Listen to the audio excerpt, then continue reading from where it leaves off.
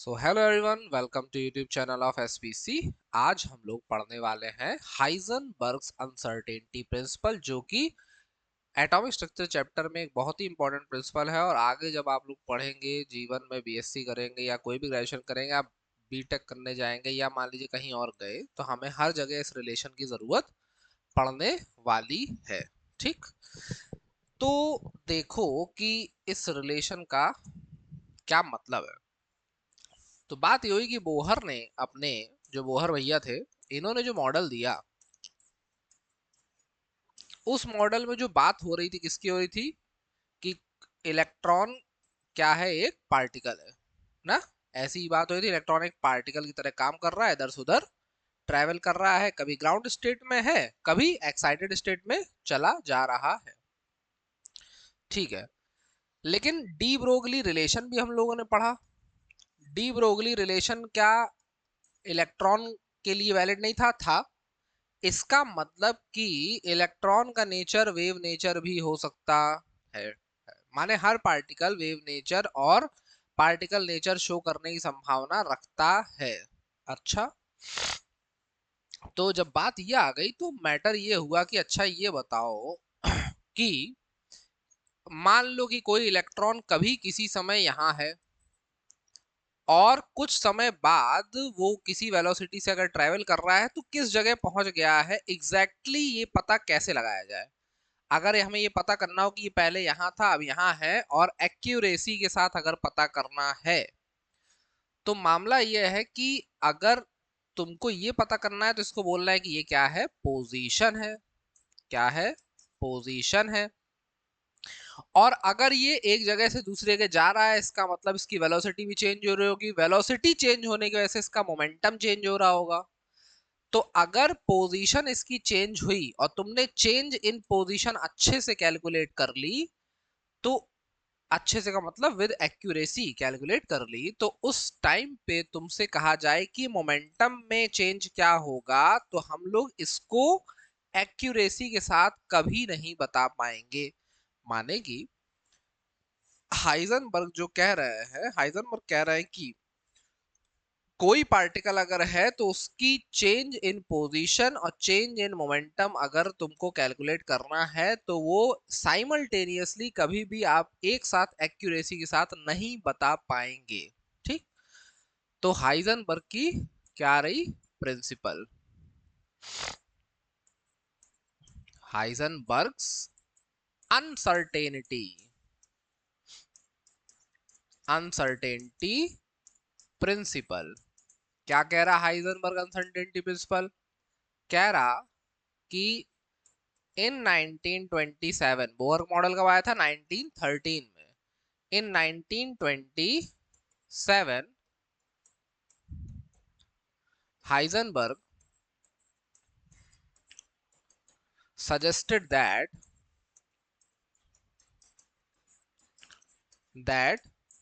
it is impossible, it is impossible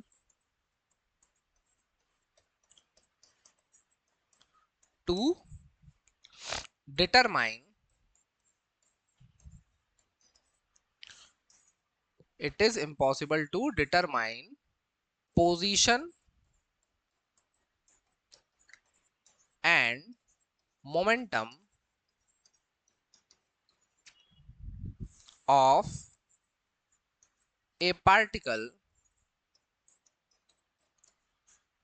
It is impossible to determine position and momentum of a particle with accuracy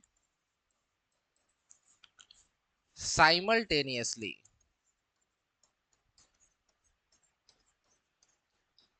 अगर हम किसी particle का position और momentum calculate कर रहे हैं तो साइमल्टेनियसली हम लोग उसे एक्यूरेसी के साथ फाइंड आउट नहीं कर सकते हैं।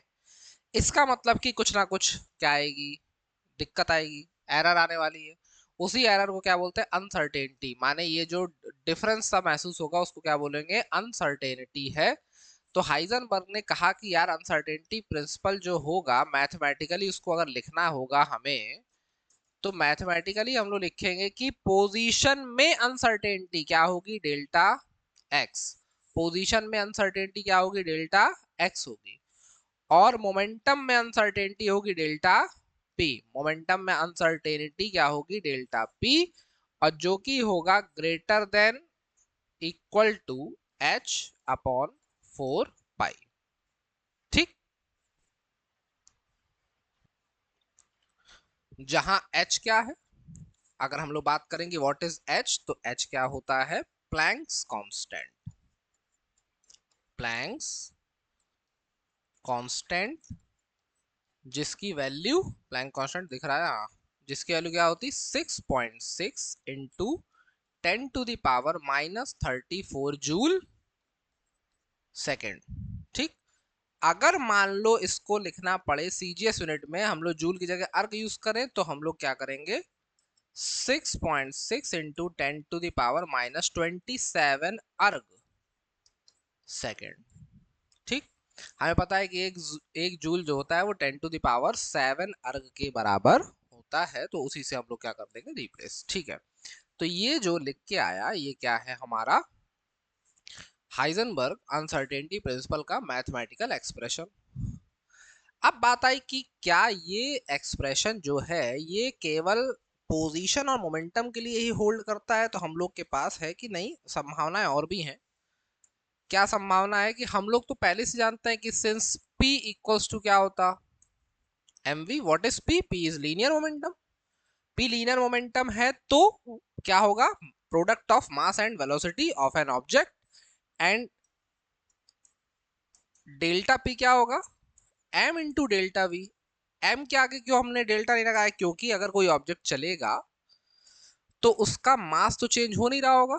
मास कब चेंज होता है, जब ऑब्जेक्ट किसी रिलेटिविस्टिक वेलोसिटी से चलता है, माने कि आइंस्टीन की थ्योरी के हिसाब से ऐसी वेलोसिटीज से चले जो लाइट के वेलोसिटीज के आसपास पहुंच रही हो।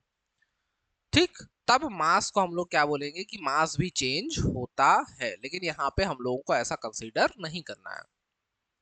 तो देयरफॉर क्या हो जाएगा, delta x into delta P की जगह हमने क्या पुट कर दिया, एम इंटू डेल्टा वी, और ये क्या हो गया, greater than equal to H upon 4 pi.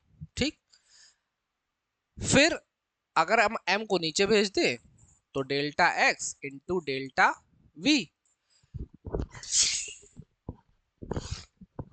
Delta x into delta V H upon 4 पाई क्या हो गया, m। ठीक है,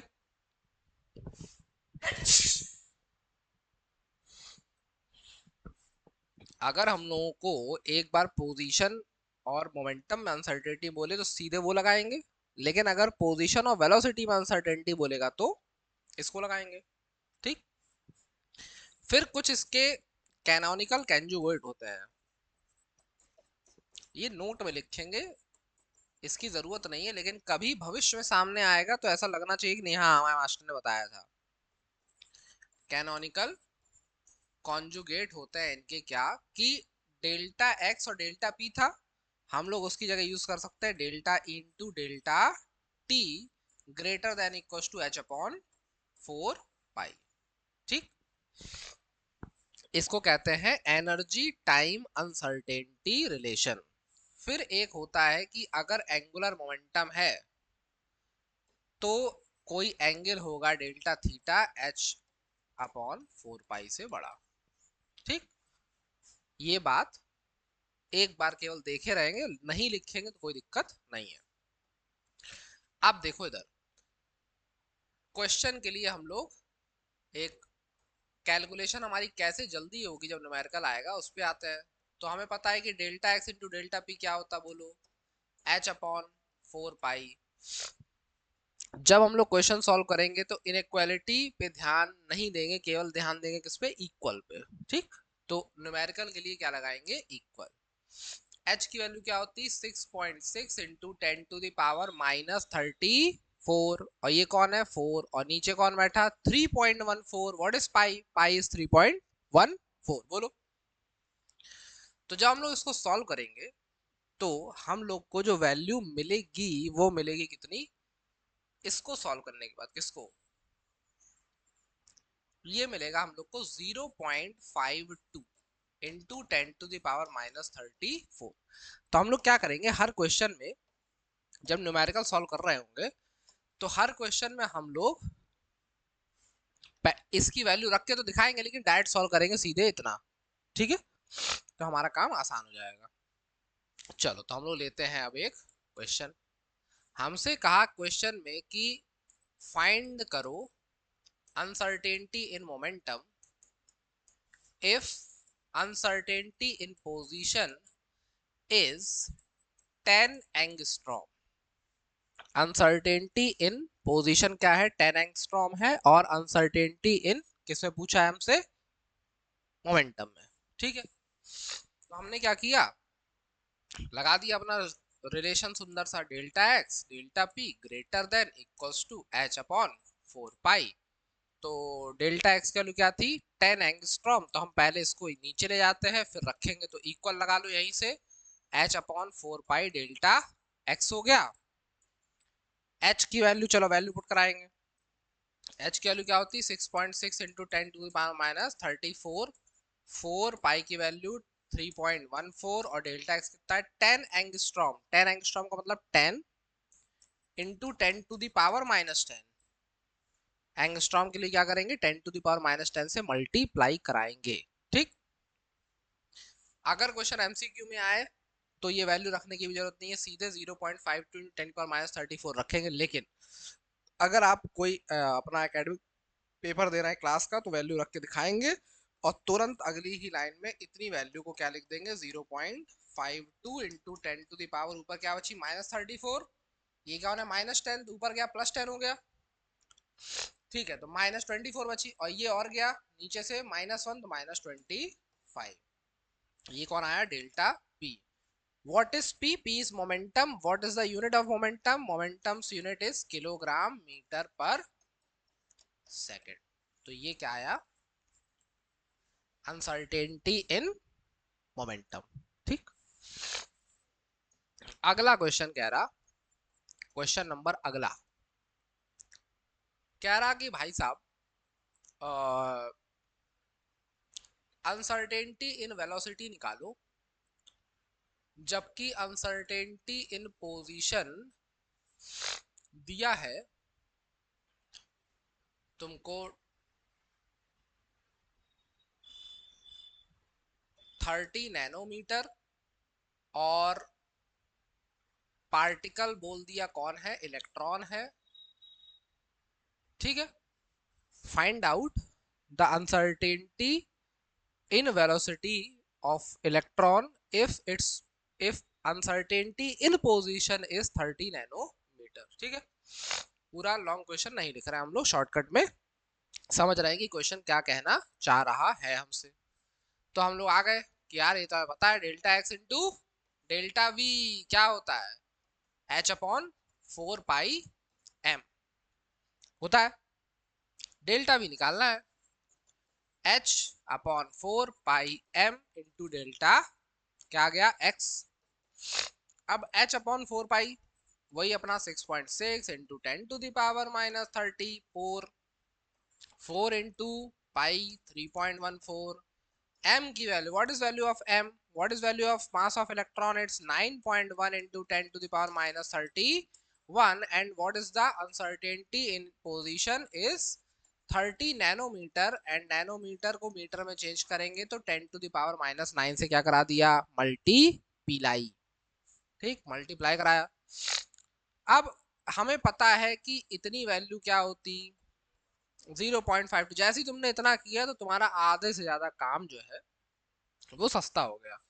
ठीक है, अब ये 10⁻⁻34 है, और नीचे अपने पास देखो क्या बचा, 9.1 इंटू 30 इंटू पावर देखो -31 और -9 कितना होता, -31 और -9 जल्दी बोलो, -40। ठीक है, अब 0.52 बैठा ऊपर, नीचे बैठा, अगर 9 से अगर ये केवल 9 होता, और 9 का मल्टीप्लाई 3 से कराते तो कितना आता बोलो, 27 आता कि नहीं आता, आता। और बैठा आगे 0, तो हम उसके 1 को क्या करते हैं, सेवा समाप्त कर देते हैं उसके 1 की। और यहाँ पे अप्रोक्सीमेशन का साइन लगा देते हैं, तो इससे दिक्कत खत्म हो गई। जब बड़ी बड़ी पावर मल्टीप्लाई में रहती है तो छोटी मोटी डिजिट्स को हटाया जा सकता है। तो ये -40 से ऊपर गया तो क्या हो गया, 10 की पावर 6। बताओ, इट इज सही? सही है, ठीक है। तो हमने कहा कि यार एक काम करो, इस 3 डिजिट को, ये जो 3 डिजिट है, इस 3 डिजिट को हम लोग अगर इधर खिसका दे तो पावर क्या हो जाएगी उधर, या चलो इसी को हटा देते हैं, इसी की सेवा समाप्त कर दो। तो कितनी आ गई नीचे, 2 और आ गई, आ गई। और इन तीनों को भेज दिया इधर, तो अपने पास बचा 52/27 इंटू 10⁻, कितनी, 1 2 3, और ये हो गए 10⁻3। बोलो हुई? अगर ये 26 होता तो 26 दूनी 52 कट जाता, अगर ये 26 होता नीचे तो 26 दूनी 52 कटता, लेकिन ये बड़ा है तो इसका आंसर मतलब आंसर थोड़ा सा और छोटा आएगा। तो हमने लिख लिया अप्रोक्सीमेट 1.8 या 1.9 या 1.85, लो बीच का ले लेते हैं, और 10⁻3। और क्या निकाल रहे थे, अनसर्टेनिटी इन वेलोसिटी। तो डेल्टा वी क्या आएगा, what is unit of velocity, it's metre per second. तो ये अप्रोक्सीमेट आंसर आ गया किसमें, अनसर्टेनिटी इन वेलोसिटी में। ठीक है। अब मान लो कि तुमसे कहता कि चचा एक पार्टिकल है, एक पार्टिकल है, पार्टिकल का मास निकालो। क्या निकालो, पार्टिकल का मास निकालो। जबकि डेल्टा एक्स जो है वो 1 एंगस्ट्रॉम है, और डेल्टा वी जो है वो है कितना, डेल्टा वी की तुमको वैल्यू दे रहा कि है 26 इंटू 10⁻, 2.6 इंटू 10⁻4 ले लो मीटर पर सेकेंड। ठीक है। कह रहा कि find out the value of mass of particle if the uncertainty in position of that particle is 1 angstrom and uncertainty in velocity of that particle is 2.6 into 10⁻4 metre पर second. तो हम लोग कहे कि अरे चलो आ जाओ मैदान में, delta x delta we h/4 m, m चाहिए, m को उधर फेंको, बाकी सबको नीचे ले आओ। तो m h क्या होगा, 4 pi delta x into delta V. m h की value 6.6 into 10⁻34, 4 into pi 3.14 into delta x. What is delta x, delta x is 1 angstrom, 1 angstrom means 10⁻⁻10 metre. And what is uncertainty in velocity, it's value is 2.6 into 10⁻4। We know that value of this section is 0.52, power is -34, and this is +10, this is -4, and we left with only 2.6 in the denominator. चलो आओ आगे। अब क्या हुआ कि अगर हम लोग यहाँ पे क्या करें, डेसिमल से डेसिमल उड़ा दे तो एक जीरो की जरूरत पड़ती। तो वो एक जीरो हम यहाँ भेजने वाले हैं, और 26 दूनी क्या करेंगे, 52। तो मास कितना आने वाला, ध्यान से देखो, 26 दूनी 52, एक पावर बची जीरो की, वो कहाँ भेज रहा है, यहाँ। तो ये हो गया, माइनस का एक और बढ़ेगा, तो -34 -4 कितना हुआ,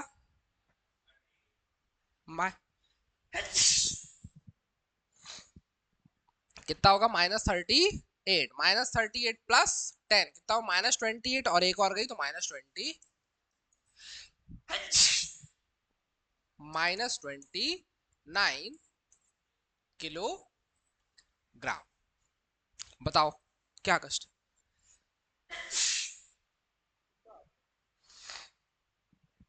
कोई कष्ट इसमें, आसानी से आ गया। अगर हम लोग ये h/4 की वैल्यू को याद कर लेते हैं तो हमारा क्वेश्चन जो है एकदम धड़ाधड़ एकदम सॉल्व हो गया, मजा आ जाएगा तुमको, कहोगे अरे एकदम देखो लहरा दिए। ठीक है। अब मान लो एक क्वेश्चन कहता कि अनसर्टेनिटी इन पोजीशन जो है वो तुमको दे दी अनसर्टेनिटी इन पोजीशन 0.02 इन, बस 0.02 ग्राम सेंटीमीटर पर सेकेंड। क्वेश्चन है कि if uncertainty in position of a moving particle is 0.02 gram centimeter per second, then find out position uncertainty in position। ठीक है, ये हमसे पूछ लिया गया। हम लोगों ने कहा अरे यार चलो, ये तो हम लोग बहुत अच्छे सीख चुके हैं कि delta x delta P equals to H upon 4 pi. तो हमने क्या किया, डेल्टा पी की वैल्यू को ले गए उधर, तो delta x equals to H upon 4 pi into delta P. H की वैल्यू कितनी होती है 6.6 इंटू 10⁻⁻34 अपॉन 4 पाई की वैल्यू कितनी होती है 3.14। डेल्टा पी कितना दिया है 0.02 ग्राम सेंटीमीटर पर सेकंड। तो जैसे ही हमने देखा कि ये ग्राम पर सेंटीमीटर है, तो हम अपने इस वैल्यू को चेंज कर लेंगे। हम क्या करेंगे, हमने तुमको देख के दिखाया कि भाई साहब जो अपना h होता है वो अगर तुमको CGS यूनिट में चाहिए तो अपने पास क्या करना है, केवल 6.6 इंटू 10⁻⁻27 रख देना और सेवा समाप्त हो जाएगी। क्योंकि हम देख रहे हैं कि मोमेंटम की यूनिट्स किस में दी है, CGS में दी है। मोमेंटम की यूनिट किस में दी है, CGS में दी है, तो हम इसको भी CGS में चेंज कर देंगे। क्या हो गया 27। तो अब इसको नहीं चेंज करना पड़ेगा, नहीं इसको चेंज करो नहीं तो इसको चेंज करो, दो में से किसी एक को करना पड़ेगा, तो हमने इसी कर लिया। और इसको चेंज करने से हमारे क्या इस टर्म पे कोई फर्क पड़ा, तो हम कहेंगे नहीं इस टर्म पे कोई फर्क नहीं पड़ा। अगर इस टर्म पे कोई फर्क नहीं पड़ा तो इसका मतलब ये फिर से क्या आने वाला है 0.52। ऊपर क्या बैठा 10⁻⁻27, नीचे क्या बैठा 0.02। तो दो डिजिट डेसिमल की सेवा समाप्त। दो से कितनी बार कट रहा हो 26 इंटू 10⁻⁻27, एक खिसका लो तो 2.6 इंटू 10 कितना हो गया -26। एक पावर क्या हो जाएगी, बढ़ जाएगी। और ये क्या निकल आया हमारा, ये निकल आया हमारा डेल्टा एक्स, जो कि किस में आएगा सेंटीमीटर। ठीक, क्योंकि हमारी यूनिट्स कैसी चल रही थी CGS में, तो आंसर भी किस में आना चाहिए था CGS में, इसीलिए आंसर क्या आ गया सेंटीमीटर में। बताओ कोई दिक्कत, कोई कष्ट, कोई दुख दर्द नहीं। तो क्लास 11th में जब भी हाइजेनबर्ग अनसर्टेनिटी प्रिंसिपल पूछा जाएगा तो हम लोग को क्या बताना है, हम लोग को बताना है कि हाइजेनबर्ग अनसर्टेनिटी प्रिंसिपल कहता है कि भाई साहब कोई भी पार्टिकल अगर अपने पास है तो उसकी पोजीशन और मोमेंटम को एक साथ कैलकुलेट सही सही एक्यूरेसी के साथ नहीं कर सकते, और अगर किसी एक का सही कैलकुलेट करोगे तो दूसरे में क्या आएगी, एरर आएगी। और वही एरर्स को यहाँ पे अनसर्टेनिटी के टर्म से हम लोग डिनोट करते हैं, जो कि डेल्टा एक्स और क्या है डेल्टा पी है। ठीक है, अगर मान लो कि तुमसे कह देता कि डेल्टा एक्स डेल्टा पी जो है वो एच अपॉन 4 पाई तो है ही, और मोमेंटम में अनसर्टेनिटी क्या है 0। मोमेंटम में अनसर्टेनिटी कितनी है 0, माने मोमेंटम एकदम एक्यूरेसी से कैलकुलेट कर रहा है, तो उस सिचुएशन में डेल्टा एक्स इक्वल टू क्या होगा H upon 4 pi delta P. तो डेल्टा पी क्या हो गया 0। अगर ये 0 हो गया तो ये पूरा टर्म चाहे जो भी होता, अगर डिवाइड में 0 आ गया इसका मतलब डेल्टा एक्स क्या हो जाएगा इनफाइनाइट। तो अगर किसी भी एक टर्म की अनसर्टेनिटी 0 है तो दूसरे की कितनी हो जाएगी इनफाइनाइट हो जाएगी। इसमें कोई सोचने वाली बात नहीं है, आसानी से बात हम लोग पता लगा लेंगे। और इस तरीके से चाहे जो क्वेश्चन अब तुम्हारे सामने आएगा एकदम तुम उसका चीर हरण कर दोगे, इतना तो हमें भी विश्वास है तुम्हारे ऊपर। ठीक है, तो हम लोग अब हाइजेनबर्ग अनसर्टेनिटी का कोई भी क्वेश्चन लगाने के लिए एकदम रेडी हैं। इसके बाद जब एटॉमिक स्ट्रक्चर में हम लोग आगे बढ़ेंगे तो हमारे सामने बहुत सारे अब आने वाले रूल कि हम लोगों को पढ़ने पड़ेंगे। Hund's rule, Aufbau rule, Pauli exclusion principle, N+L rule, ये सब हम लोगों को पढ़ना है। तो साथ में हमें पढ़ना पड़ेगा इनके पहले कि ये जो अपने KLMN है ये क्या है, SPDF माने सब शेल्स है ये क्या है, इनके ऑर्बिटल्स क्या है, और अगर ये सब है तो इलेक्ट्रॉन की जब फिलिंग होगी तो इनके क्वांटम नंबर्स क्या हैं, जब हम लोग ये सब पढ़ेंगे तो हम लोगों को एकदम आनंद की अनुभूति हो जाएगी, चैप्टर एकदम धुआं धुआं कर देंगे। ठीक है, चलो, तो हम लोग मिलेंगे अब अपने नेक्स्ट लेक्चर में किसी नए रूल प्रिंसिपल या अपने शेल्स के क्लास में। तब तक पढ़ते रहिए, रिवाइज करते रहिए, रिवीजन बहुत ज़रूरी है, इस बात का ध्यान रखिए। जय हिंद, जय भारत।